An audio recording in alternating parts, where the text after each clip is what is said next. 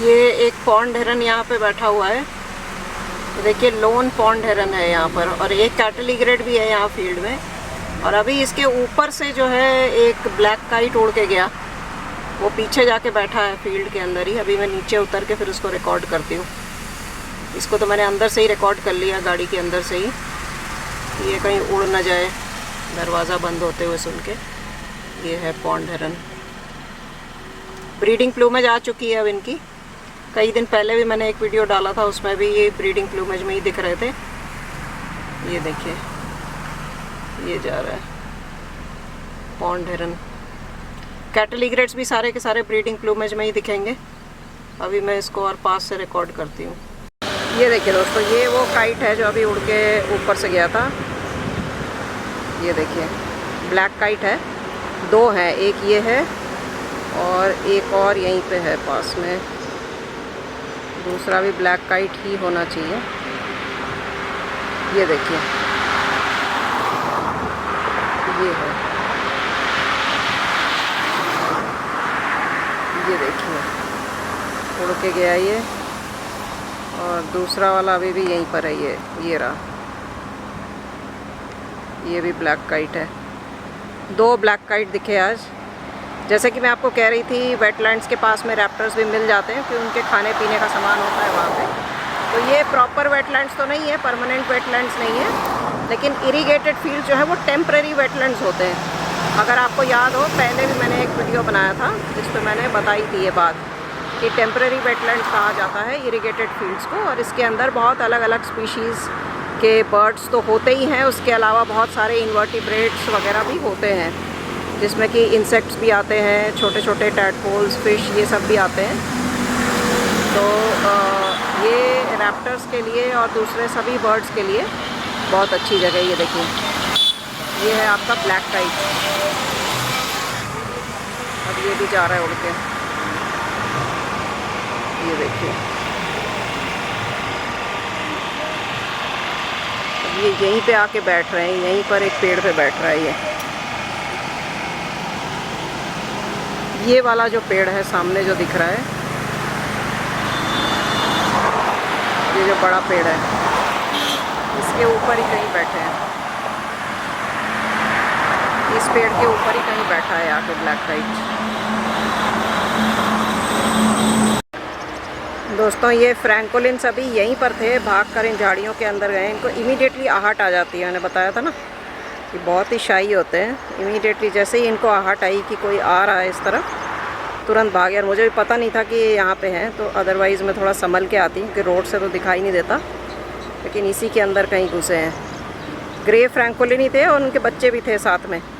मैंने देखा दो तो बड़े मुझे दिखे और 3-4 बच्चे भी दिखे थे। तो देखती हूँ थोड़ा पास जाके। दोस्तों अभी यहीं पर भाग के गए हैं ये फ्रैंकोलिन्स जो है ना, अंदर चले गए सारे के सारे। और ये जगह अभी देखिए थोड़े दिन पहले तक इतनी बंजर सी दिख रही थी। ये यहाँ पर मोर हैन बाहर बैठी है, लेकिन अब यहाँ पे जो थोड़ी हल्की फुल्की बारिश हुई है, अभी बहुत ज़्यादा बारिश नहीं हुई है इस तरफ, लेकिन जो हल्की बारिश हुई है उसमें भी देखिए घास उगनी शुरू हो गई है, दोबारा से हरा भरा होना शुरू हो गया ये। आज बड़ा अच्छा मौका था। फ्रैंकोलिन्स अगर अलर्ट नहीं हो गए थे ना तुरंत तीतर, तो पूरी फैमिली रिकॉर्ड हो जाती। खैर कोई बात नहीं। अभी यहाँ पर कूकल भी है और वाटर हैन भी है, जल मुर्गी, जो मैंने भी पिछले वीडियो में भी दिखाया है। तो आज टेम्परेचर रेगुलेशन की बात दोबारा से छिड़ी है, तो एक बार और टेम्परेचर रेगुलेशन के जो तरीके हैं जो मैंने पहले भी डिस्कस किए हुए हैं, वो फिर से बात कर लेते हैं उसकी। तो देखिए गूलर फ्लटर और बीक्स के द्वारा जो हीट रेगुलेशन है, वो तो हमने अभी जस्ट उसके बारे में डिस्कस कर ही लिया। उसके अलावा सैंड ग्राउस वगैरह होते हैं, जो मैंने पहले बताया था आपको कि ये बड़ी दूर दूर तक जाते हैं पानी पीने के लिए। और पानी सिर्फ पीते नहीं हैं, बहुत सारा पानी जो है अपने पंखों के अंदर इकट्ठा करके ले आते हैं, अपने बच्चों को पिलाने के लिए भी और अपना भी बॉडी का टेम्परेचर रेगुलेट करने के लिए। उसके अलावा जो बर्ड्स के अंदर वाटर कंजर्व करने का तरीका होता है, तो इनके जो नेफ्रॉन्स होते हैं उनकी कॉन्सेंट्रेटिंग पावर बहुत ज़्यादा होती है। मतलब ये कि जो भी पानी जो पक्षी ने पिया है, वैसे भी ये पानी बहुत ज़्यादा नहीं पीते हैं बर्ड्स इन जनरल अगर देखा जाए तो जो भी पानी ये पीते हैं उसको पूरा का पूरा अब्जॉर्ब कर लिया जाता है, और जो इनका यूरिन बनता है उसको भी फुल्ली कॉन्सेंट्रेट कर दिया जाता है। मतलब इस तरह से कि जो उसमें एक्चुअली जो यूरिन एक्सक्रीट होता है उसमें सिर्फ और सिर्फ यूरिक एसिड होता है, और वो बिल्कुल सॉलिड होता है, लिक्विड यूरिन नहीं होता है बर्ड्स के अंदर। और यही चीज़ जो है आपने लिजर्ड्स वगैरह में, रेप्टाइल्स में भी देखा होगा। तो ये वाली चीज़ जो है वो बर्ड्स और रेप्टाइल्स में कॉमन है। कई चीज़ें कॉमन है क्योंकि रेप्टाइल्स से ही जो है बर्ड्स की उत्पत्ति हुई है, तो ये चीज़ें जाहिर सी बात है इनमें कॉमन है।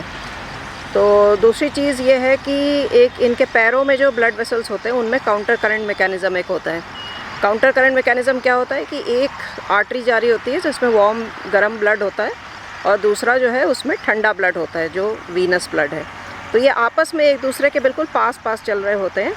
तो जब ये चलते हैं तो जो वार्म ब्लड है वहाँ से हीट कोल्ड वाले ब्लड को आ जाता है। तो ये जो तरीका है इसको काउंटर करंट मैकेनिज़्म बोलते हैं, और ये विंटर में काम आता है। विंटर में हडलिंग भी काम आती है। हडलिंग मैंने बताया था आपको पिछले वीडियो में, जहाँ पर मैंने बी ईटर के संदर्भ में ये बात कही थी। बी ईटर्स जो है वो आपस में हडल करते हैं। तो हडलिंग जो है वो हीट कंजर्व करने का एक तरीका है।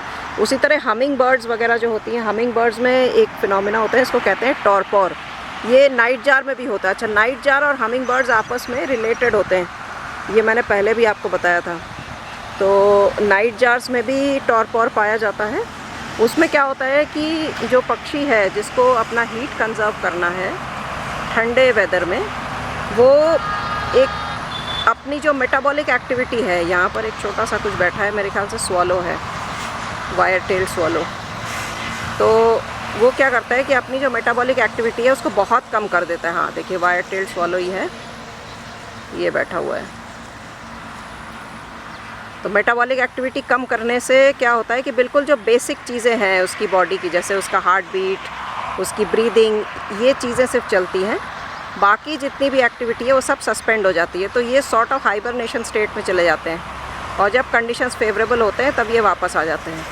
तो इस फिनोमेना को टॉरपॉर कहते हैं। तो बॉडी की मेटाबॉलिक एक्टिविटी बहुत ही कम हो जाती है, लेकिन बॉडी का टेम्परेचर मेंटेन रहता है। मतलब टेम्परेचर को मेंटेन करने के लिए ही ये चीज़ की जाती है कि जितना खाना अवेलेबल है उससे बॉडी में जितनी एनर्जी बन पा रही है वो टेम्परेचर मेंटेन करने में इस्तेमाल हो, बाकी सारी एक्टिविटी को सस्पेंड कर दिया जाता है। ये देखिए, स्वॉलो उसका पैर है, एक ये है और एक ये है। एक दिन पहले भी मैंने दिखाया था इसी जगह पर। तो आज फिर से ये दोनों वायर टेल स्वॉलोज बैठे हुए मिल गए हैं। बड़ा रेयरली बैठे हुए देखा है मैंने इन लोगों को ना। ज़्यादातर जो है उड़ते रहते हैं और कुछ ना कुछ खाने के लिए पकड़ते रहते हैं। सुबह और शाम के टाइम ही बैठते हैं ये। तो अभी शाम तो अभी नहीं हुई, अभी तो दोपहर ही है, लेकिन ठीक है, आराम करने के लिए बैठ सकते हैं कई बार। लेकिन बैठे हुए बड़े अच्छे लगते हैं स्वॉलोज, इनके कलर्स बड़े अच्छे होते हैं। तो जब ये बैठते हैं तभी दिखाई देता है ठीक से। दोस्तों, यहाँ पर लाफिंग डव बैठी है। लगभग 2 महीने से भी ज़्यादा टाइम हो गया है इस तरफ आए हुए। ये ठीक हमारे सोसाइटी के पीछे वाली जो जगह है जहाँ पे खेत भी हैं, ये वो वाली जगह है। यहाँ पर मैंने आपको बी ईटर्स दिखाए थे और किंगफिशर भी कई बार यहाँ पे दिखाया है। अब यहाँ पे कुछ दीवार वगैरह कंस्ट्रक्ट कर रहे हैं। तो मुझे काफ़ी टाइम हो गया है यहाँ पर आए हुए, मुझे पता नहीं था कि यहाँ पे अब दीवार बन रही है। और पीछे जो है अभी काले तीतर की भी आवाज़ सुनाई दे रही थी। और ये एक आइबिस उड़ के आ रहा है उधर से, ये आइबिस उड़ के गया यहाँ से।